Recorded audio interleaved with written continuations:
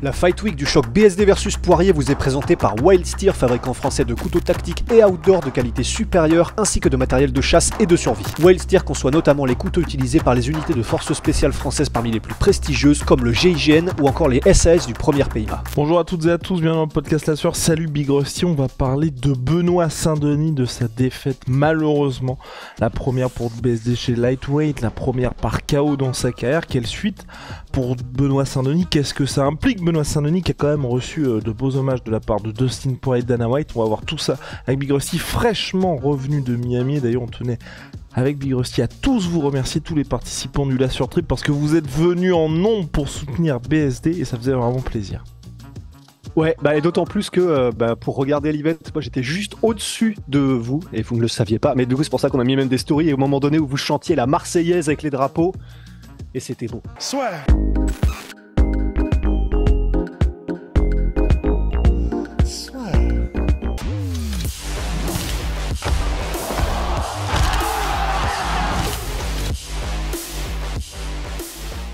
Benoît Saint-Denis, première défaite face à Dustin Poirier. On va voir un petit peu les pistes par rapport à ça. En tout cas, c'est vrai qu'il y a deux choses, j'ai l'impression, qui aujourd'hui font le tour sur Twitter. C'est d'un côté BSD qui est allé peut-être un peu trop à la guerre, un peu trop généreux face à Dustin Poirier dans les échanges en striking. Et deux, BSD qui aurait eu pas un, mais deux staphylocoques. C'est Cyril Diabaté qui avait échangé avec Daniel Voiret, qui avait partagé ça en story selon toute vraisemblance. Donc un BSD qui était diminué et en plus un BSD qui n'aurait pas suffisamment écouté Daniel Voiret, qui l'avait rappelé à l'ordre entre le premier et le deuxième round. Big Rusty, je sais pas par quoi tu veux commencer. Effectivement, ça fait beaucoup.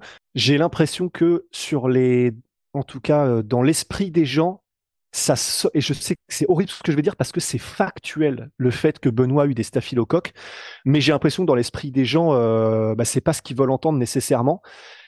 Donc après, maintenant qu'on a dit ça et que donc oui, forcément, il y a des gens qui diront voilà, ça y est, toujours les excuses, etc. Dans les faits, Benoît, effectivement, s'il avait déjà un, mais même deux, des staphylocoques et donc qu'il était probablement bourré d'antibiotiques, c'est une évidence que du coup physiquement il était atteint. C'est comme il l'a dit dans son message, du coup il a eu un round en lui.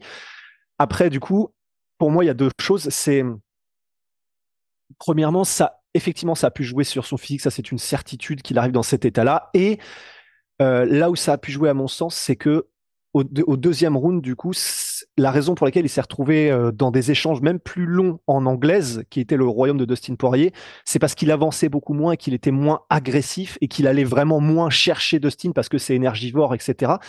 Et donc, c'est à ce moment-là où il a pris les plus gros coups. Et ce manque d'agressivité, ce manque de je continue d'avancer quoi qu'il en coûte, etc., forcément, ça peut être lié au fait qu'il avait absolument plus de jus. Maintenant, une fois que cela est dit,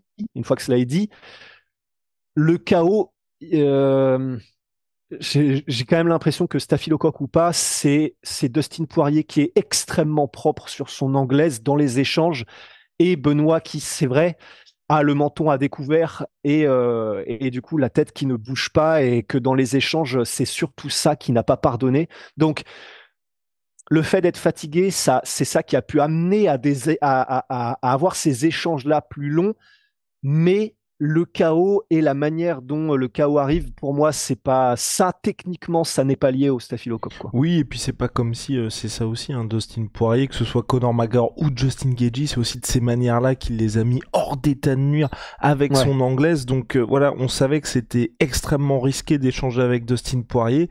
Et rappelé à l'ordre par Daniel Voirin de dire surtout ne va pas à la guerre entre le premier et le deuxième round comme un UFC Paris. Malheureusement, BSD, pour des raisons différentes, dont la fatigue, il s'est retrouvé dans une situation où c'était peut-être pas la meilleure face à Poirier et malheureusement donc il s'est fait mettre KO. Moi, à partir de ce moment-là, déjà oui, BSD faut qu'il ait une grosse pause et pas revenir trop tôt parce que généralement les combattants ils ont envie de revenir pour effacer un peu ça, mais c'est vrai que c'est un combat bonus de Fight of the Night, donc c'était extrêmement disputé. Il avait été mis knockdown, enfin flash knockdown contre Dustin Poirier, il s'en est pris des belles aussi, donc vraiment faut pas, pour moi au mieux il revient au mois de mars pour le prochain UFC Paris. Mars Septembre, je suis complètement fou. Mois de septembre, pardon. Dans 2 semaines là. Oui. Oui, pareil. Pour moi, effectivement, là, septembre, c'est pareil. Mars, avril, mai, juin, juillet, septembre, 7 mois. Donc effectivement, non, c'est parfait, c'est parfait parce que ça laisse le temps au corps de récupérer, à l'esprit aussi, à tout le système, enfin tout, absolument tout. Mais effectivement, enfin c'est vrai qu'il convient quand même de le rappeler. Donc là, ça veut dire que avant le combat contre Dustin Poirier, il était Benoît à 3 combats en 4 mois et où il a enchaîné les finitions. Et là, il enchaîne avec Dustin Poirier et il fait visiblement une grosse partie de son camp d'entraînement avec un staphylocoque et donc probablement les dernières semaines sous antibiotiques et qui se ponctue par cette défaite par KO. Ça fait, même pour Benoît, ça fait beaucoup. Même pour un seul homme, et pour Benoît de surcroît, ça fait beaucoup. Et effectivement, là, du repos absolument, quoi. Faut qu'il puisse profiter même un peu juste de sa famille, qu'il puisse ouais, récupérer un petit peu, mais dans tous les domaines de la vie, quoi. Et son corps et tout, familialement. Et ce qu'il convient de dire aussi, et là je le dis parce qu'il faut le dire, mais j'ai aucun doute que ça n'affectera pas BSD à la manière d'un Justin Gaethje, c'est qu'est-ce qui se passe quand vous êtes réputé pour avoir un menton qui est absolument imbrisable, que vous mettez une pression de tous les instants, que certes vous prenez des coups, mais que vous les encaissez tranquillement, et ce moment où vous avez votre premier KO, qu'est-ce qui va se passer pour la suite? Il y a beaucoup de combattants qui vont changer, ou tout simplement qui vont plus avoir la même efficacité. Avec BSD, vous connaissez son mental. C'est pour ça que je le dis, parce que historiquement, il y a eu des gros changements chez les combattants, mais pour moi, c'est un combattant BSD où mentalement, à moins que physiquement il soit passé une dinguerie, mais mentalement, ça ne changera jamais à ce qui s'est passé. Et preuve en est, il n'avait pas été mis KO, mais son premier combat à l'UFC, qui aurait pu briser n'importe quel gars, parce que c'était très très dur ce qui s'était passé. Il y a même, enfin, l'arbitre de son combat a été purement et simplement viré de l'UFC parce qu'il n'avait pas arrêté le combat. Ça n'a pas du tout changé Benoît Saint-Denis. Mais bon, faut quand même le dire parce que il y a des guerres qui ont changé et des chaos qui ont changé des combattants. Comme, et la question se la posait d'ailleurs aussi pour Dustin Poirier qui revenait d'un chaos par head kick contre Justin Gaethje. Ouais, c'est ça. Honnêtement, là, je te rejoins. Je pense que il fait partie de cette espèce d'être humain et de combattant Benoît qui, à mon avis, ça ne l'affectera absolument pas. Et c'est ce qui fait aussi que malgré le chaos, et pour du coup qu'on transitionne tranquillement vers quel futur, vu la réaction de Dana White après le combat, et comme on sait que l'UFC est très friande des combattants qui ont un suffisamment bon niveau pour être dans le top 15 et qui vont vraiment à coup sûr faire des combats ultra spectaculaires. On pense par exemple à Dan Hooker, on pense à des gars comme Fiziev, etc. L'UFC raffole de ce genre de profil. Donc, l'avenir est, entre guillemets, est assuré, je pense, pour Benoît, parce que si l'UFC te considère comme quelqu'un qui amène du spectacle et qui a un niveau suffisant pour aller challenger les meilleurs, c'est tout bénef. Ils savent qu'ils peuvent te mettre contre n'importe qui, que ce sera un compétitif et deux que ce sera du bonus pour les fans. Et c'est pour ça que là, enfin, je pense qu'on peut dire, sans risque de se tromper, que déjà, probablement, qu'il peut maintenant, en France, évidemment, il peut être main event d'un UFC Benoît, ça c'est une certitude, mais que maintenant, je serais vraiment pas étonné, d'autant plus qu'il vient d'affronter Dustin, qui était connu parce qu'il avait affronté Khabib et Conor aussi, donc Benoît, de ce fait, prend cette lumière-là en même temps. Là, je pense qu'on le retrouvera, Benoît, régulièrement sur des UFC numérotés, hein, à mon Oui, avis. parce que c'est extrêmement rare. Enfin, j'ai même aucun souvenir, tu vois, de quelqu'un qui montait, qui n'était pas ancien champion, mais classé 12e BSD chez Lightweight, que Dana White dise c'est l'un des tout meilleurs, assurément. Donc ne vous inquiétez pas pour Benoît Saint-Denis. Et juste pour finir, ce côté aussi au niveau des dégâts, il a cette réputation de BSD de faire des guerres, mais l'avantage qu'il avait, c'est qu'on était vraiment sur un combat, par exemple, contre Bonfim, où ça se passe très vite pour lui, il prend rien. Le combat contre Thiago Moises, qui est un petit peu plus âpre comme duel, celui contre Frévola qui est à sens unique, et là le combat contre Dustin Poirier. Donc c'est pas comme si il avait enchaîné les guerres et que là il y avait aussi ce besoin de faut arrêter. C'est plutôt l'enchaînement, comme l'a dit Big Rusty, des corps d'entraînement qu'il faut que là aujourd'hui il ait ce petit break. Aujourd'hui dans une situation qui est bien ou pas, peut-être très bien considérée par l'UFC, mais c'est vrai que là pour moi aussi c'est évidemment positif, mais il faut être dans une situation où il y ait le bon match-up aussi pour Benoît Saint-Denis pour la suite, parce que quand vous êtes forcément considéré par l'UFC, vous l'avez remarqué, quand vous êtes une superstar, vous n'avez pas de cadeau, vous êtes condamné, pardon, j'avais dit considéré, condamné à affronter les cracks de chez Crack. Toi, Big Rusty, qu'est-ce que tu mettrais à Benoît Saint-Denis pour la suite? Là, pour moi, ça dépendra de ce que veulent faire l'un et l'autre, mais la Gamrot vient de gagner contre Rafael dos Anjos, dont Gamrot était déjà classé quasiment dans le top 5. Il vient de remporter une nouvelle victoire contre dos Anjos, qui était classé à peu près comme Benoît. Je crois qu'il était juste derrière. Bah, pour moi, là, un combat entre Rafael dos Anjos et Benoît Saint-Denis, pour moi, c'est impeccable. Ils sont à peu près à un niveau équivalent en termes de ranking. Ils sortent tous les deux d'une défaite, mais contre des gars de haut profil et qui ont un excellent niveau, on le sait. C'est un nom à l'UFC, Rafael dos Anjos. On sait qu'il est toujours à un excellent niveau, donc battre dos Anjos, ça veut dire quelque chose toujours. Donc pour moi, là, ça coche à peu près toutes les cases pour revenir sans reprendre directement un Gaethje ou un Fiziev ou un mec comme ça, quoi. Et ben de mon côté, Big Rusty, le combat que j'aimerais pour Benoît Saint-Denis, je récupérais le ranking, hein, pour pas dire de bêtises, parce que c'est important de faire preuve Tu dis des d'exactitude. bêtises. Et ben voilà, je dis des bêtises, mais j'ai trouvé l'adversaire rêvé pour BSD. Moi, de mon côté, j'irais vers Dan Hooker, parce que ça fait longtemps qu'on parlait d'un combat potentiel BSD-Dan Hooker. Comme je disais, Ouais. ça dépendra, faut pas trop... Là, voilà, ça coche la case guerre. Main event à l'UFC Paris, je signe tout de suite, même comme main event, vous mettez ça en 5 rounds. Dan Hooker, ça veut toujours dire quelque chose de le battre, et comme BSD sort d'une défaite, et que Dan Hooker est classé 10e, BSD 12e, pour moi, je serais vraiment favorable à ce qui est ce combat-là. Voilà, parce que Ah ouais. et parce qu'aussi c'est vrai que Rafael dos Anjos, je suis d'accord avec toi en termes de tout ce qu'il y a à prendre du côté de Rafael dos Anjos, le spectacle en moins. Certes, parce que dos Anjos, c'est quelqu'un qui est bon partout, même si bah, là, à chaque fois qu'il prend un lutteur, c'est là où c'est pas que ça pêche, mais c'est qu'il prend les meilleurs du monde en lutte à chaque fois. Donc, enfin, c'est un peu un running gag dans la carrière de dos Anjos. Mais c'est vrai que c'est méthodique, c'est lorsqu'il strike, enfin c'est vraiment, tout est parfaitement agencé, mais il y a moins ce côté, c'est le chaos.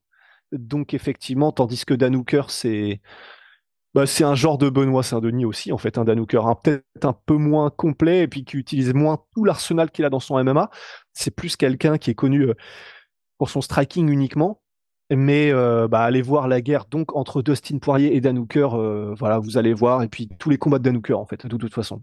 Mais donc là, voilà, mais d'un autre côté, c'est comme ça, mais donc on envoie Benoît sur encore une nouvelle guerre à coup sûr, quoi. Après, il peut s'en débarrasser vite, hein. C'est ce que je me dis, il peut s'en débarrasser vite parce que l'avantage de BSD, vous l'avez vu lors du premier round contre Dustin Poirier, où il se prend pas beaucoup de coups du tout BSD, c'est que Ouais.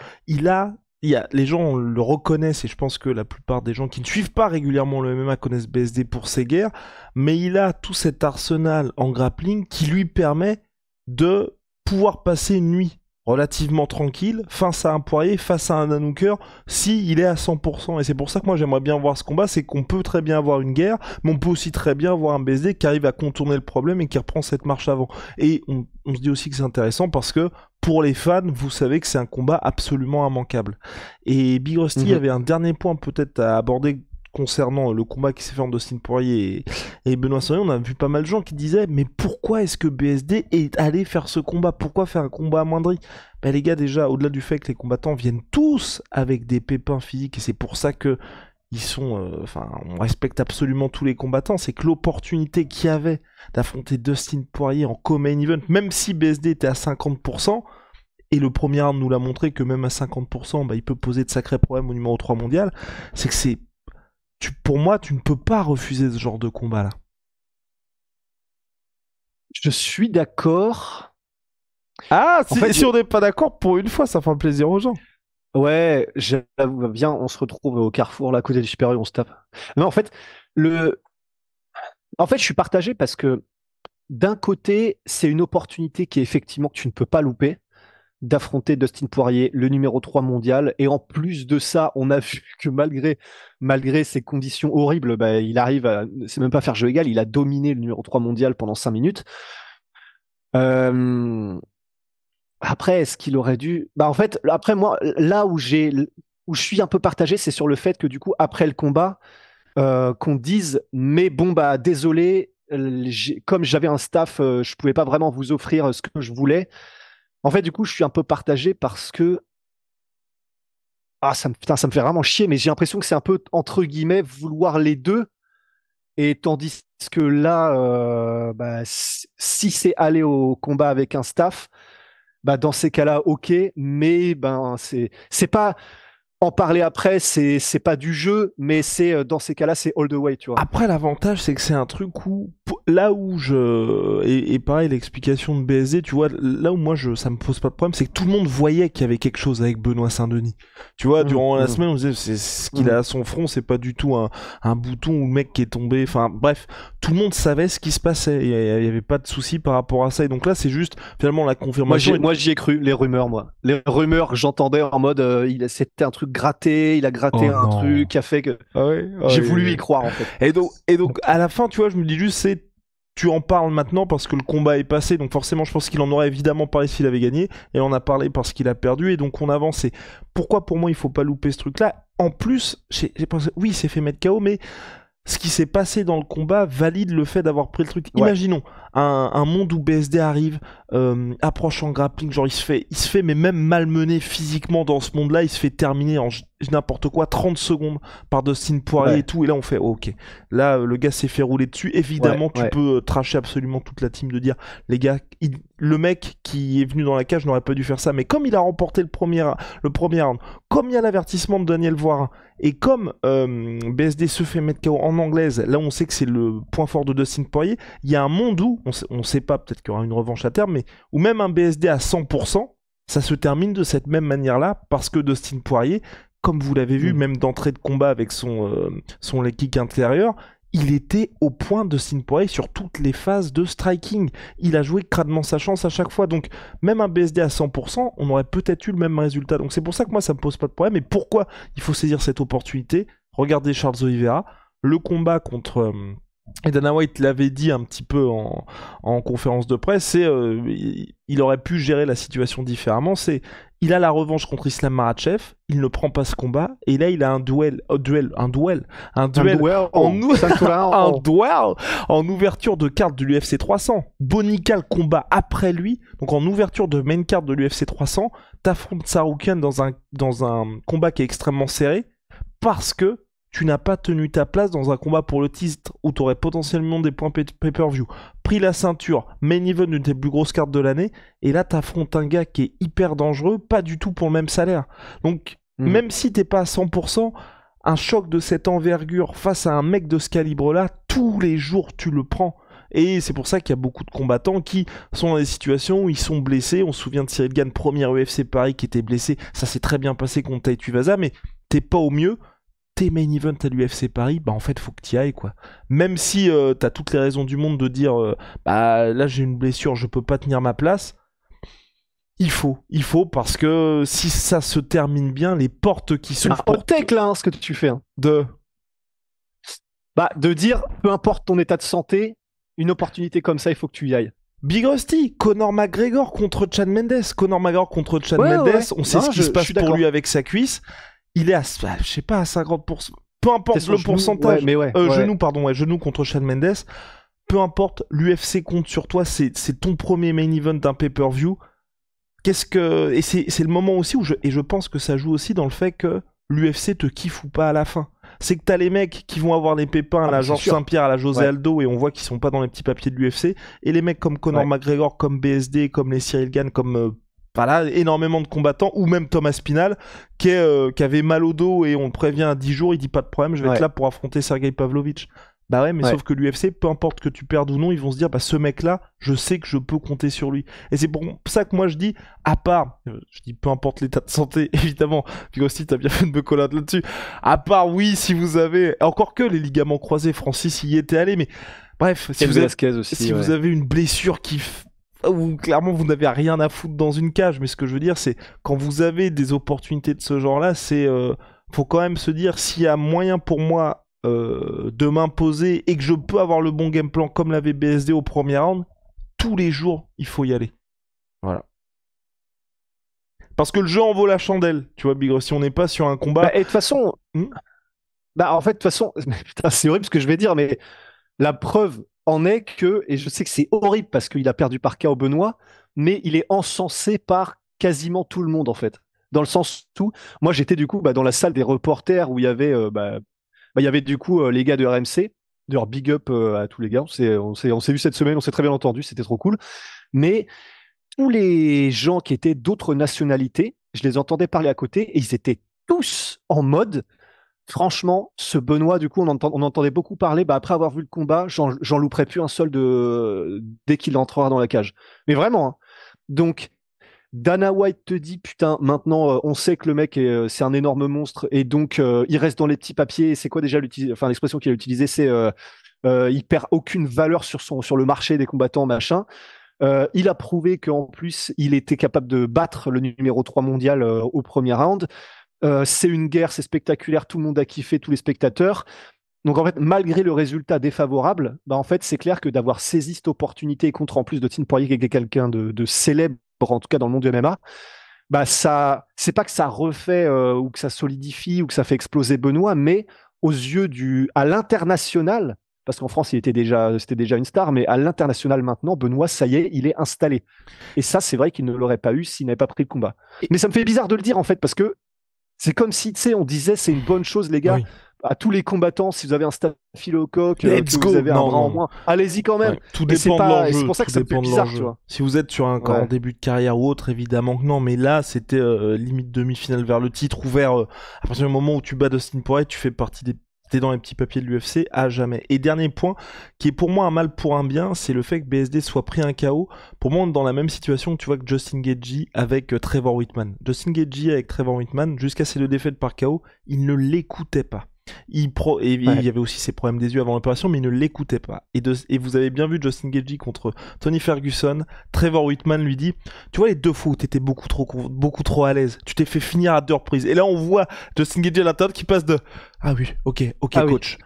Et là, pour BSD, je pense que c'est très bien aussi pour la suite de sa carrière, parce que là où à chaque fois Daniel Vaughan disait surtout ne va pas à la bagarre, surtout ne fais pas la guerre, BSD il pouvait se dire, bah écoute, que ce soit les coups de Thiago Moïse, je les encaisse tranquille. Donc, enfin, il disait pas comme ça, BSD, mais bon, il y avait ça, il a dit. Daniel, c'est tranquille que je les encaisse avec les doigts comme ça, il faisait. C'est tranquille. Il savait qu'il n'allait rien lui arriver. Là, l'avantage, c'est que Daniel Vaughan va pouvoir lui dire, tu vois ce qui s'est passé contre Dustin Poirier, on ne peut plus se permettre ça. Et toutes les fois, les prochaines fois, parce que ça reste dans BSD, ça reste dans son... Enfin, c'est son style à Benoît, d'aller comme ça. C'est un chien. Exact. Enfin, c'est un chien de non mais putain. C'est un anglicisme, c'est qu'en gros, les Américains disent he's a dog, he's got that dog in him. Donc en gros, il y a ce côté, bah, il y a pas de traduction, mais en gros, chien de la casse, le mec qui veut y aller, quoi. Exactement. Donc forcément en français, ça passe pas du tout. Et donc. Et l'avantage là, c'est que pour les prochains combats, Daniel Vaughan pourra lui dire, et même encore en entraînement, bref, pour la suite de sa carrière, il pourra lui dire, ce combat contre Dustin Poirier, c'est précisément ce que je veux pas qu'il se passe, et BSD directement, effectivement, il y a une fois où j'ai été un peu trop emporté, et comme là maintenant, comme on l'a dit dans les petits papiers de l'UFC, il va affronter des cracks de chez crack, tu sais que tous les mecs que tu vas affronter, enfin je veux dire même un Dan Hooker, tu lui laisses 15 secondes, tu peux très vite ne plus savoir où t'es parce que le combat s'est terminé. Michael Chandler pareil, Justin Gaethje idem. Et donc c'est pour ça que pour moi c'est un mal pour un bien, le fait qu'il y ait eu le point faible de BSD, en tout cas l'endroit où il y avait le plus de danger, qu'il ait été exposé de cette manière. Pour la suite, ça peut être très intéressant pour lui. Ouais, je suis d'accord. Et donc quand on dit entre guillemets point faible, c'est la défense juste en striking par rapport à l'anglaise où il y a des ouvertures. Ouais, c'est ça. Et en fait, j'ai vu des gens dire bah oui, mais attendez, Pereira c'est 100% attaque aussi, il a les mains basses aussi, et pourtant il éclate les mecs. Alors c'est vrai, mais déjà c'est vrai jusqu'à ce qu'il se fasse contrer par Adesanya. Alors c'est Adesanya, je sais mais c'est la même raison, c'est-à-dire que c'est parce qu'il a les mains basses aussi, parce qu'il est tout pour l'attaque, que c'est arrivé aussi. Et mine de rien, Pereira aussi, il y a des comment est-ce qu'on appelle ça? Il y a des choses qu'il fait pour que ça n'arrive pas non plus, que ce soit des mouvements de buste légers, des mouvements de tête. Il a un degré de sophistication défensive, malgré le fait qu'il soit 100% attaque, quand même supplémentaire, qui fait que, en fait, il prend des coups, mais il n'en prend pas autant qu'on pourrait penser Pereira, parce qu'il a quand même un coup d'œil, des réflexes et une responsabilité défensive qui fait que finalement, il n'en prend pas autant, même si à première vue, si tu prends une photo de Benoît et de Alex Pereira, ils ont à peu près des postures similaires, quoi. Non, moi vraiment pour BSD, on peut avoir une évolution à la Justin Gaethje, tu vois. Même si c'est un style différent où le gars prend vraiment conscience de, bah il y a un certain niveau à partir duquel Gaethje c'est donc Dustin Poirier, Eddie Alvarez coup sur coup, où tu ne peux plus avoir ce style où tu te dis de toute façon les mecs je vais finir par les briser. Non, il y a un moment donné il faut rester un petit peu plus discipliné. Vous voyez aujourd'hui Gaethje, à part contre les grappleurs, il termine absolument tout le monde. Petit shout out à ma sweet pea, ma sweet protein. Moins 30% minimum sur tout my sweet pea avec le code la sueur. Et puis Holy Moly révolution dans les boissons énergisantes. Les gars, ils font d'été glacé des boissons de réhydratation et des boissons énergisantes, comme j'ai dit. Code la sueur 5 pour votre première commande. Moins 5 € Big Rusty. Et si vous êtes déjà commandé chez eux, code la sueur 10, moins 10%. On se retrouve très vite. See ya. See ya. Yeah.